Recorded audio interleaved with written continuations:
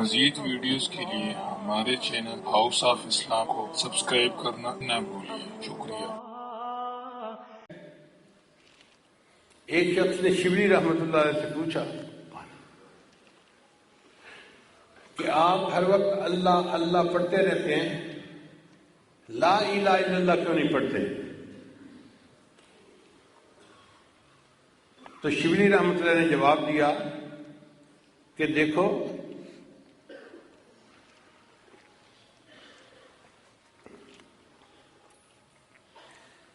میں محسوس کرتا ہوں کہ میں ہر وقت اللہ کے سامنے ہوں۔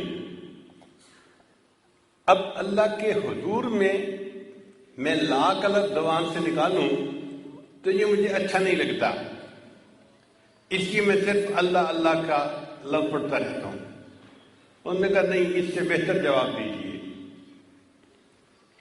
تو شبلی رحمۃ اللہ نے فرمایا کہ مجھے سچی بات ہے، ڈر لگتا ہے کہ میں لا الہ پڑھوں اور عین اسی وقت میری موت آ جائے تو میں تو پھر کفر پہ مروں گا، نفی پہ مروں گا۔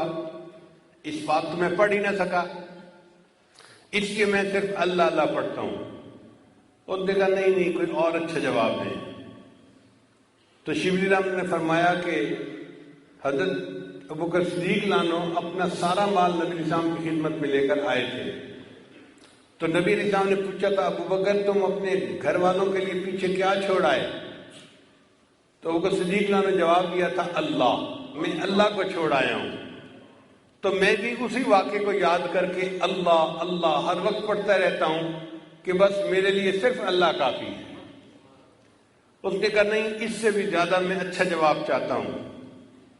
تو شبلی رحمۃ اللہ نے فرمایا کہ دیکھیں، اللہ اپنے محبوبوں کو قرآن مجید میں فرماتے ہیں قل اللہ، میرے محبوب آپ کہہ دیجئے اللہ، ثم ذرہم فی خوضہم یلعبون۔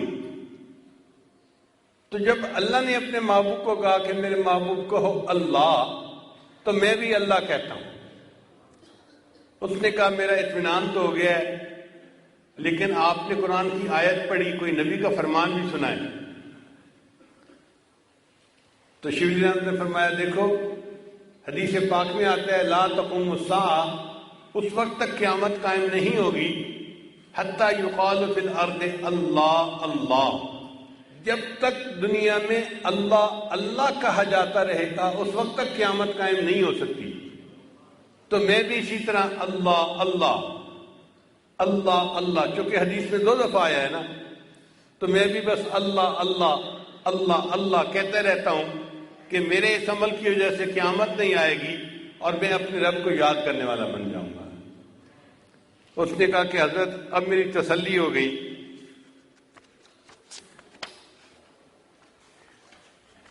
ایک حدیث مبارکہ میں آتا ہے کہ نبی علیہ السلام عید کے دن ایک راستے سے عیدگاہ جاتے تھے اور دوسرے راستے سے واپس آتے تھے۔ تو صحابی نے پوچھا اے اللہ کے نبی صلی اللہ علیہ وسلم، آپ راستہ بدل کے جاتے ہیں اور پھر واپس آتے ہیں؟ تو نبی علیہ السلام نے فرمایا میں تکبیر پڑھتے ہوئے جاتا ہوں اور آتا ہوں تو زیادہ زمین کا ٹکڑا قیامت کے دن میرے ذکر کی گواہی دے گا۔ اس کا مطلب یہ کہ انسان جس زمین کے ٹکڑے پر بیٹھ کر اپنے رب کو یاد کرتا ہے، وہ ٹکڑا قیامت میں اللہ تعالیٰ کو گواہی دے گا اے میرے اللہ، یہ بندہ میرے اوپر بیٹھا تھا اور اس نے آپ کو یاد کیا تھا۔ مزید ویڈیوز کے لیے ہمارے چینل ہاؤس آف اسلام کو سبسکرائب کرنا نہ بھولیے۔ شکریہ۔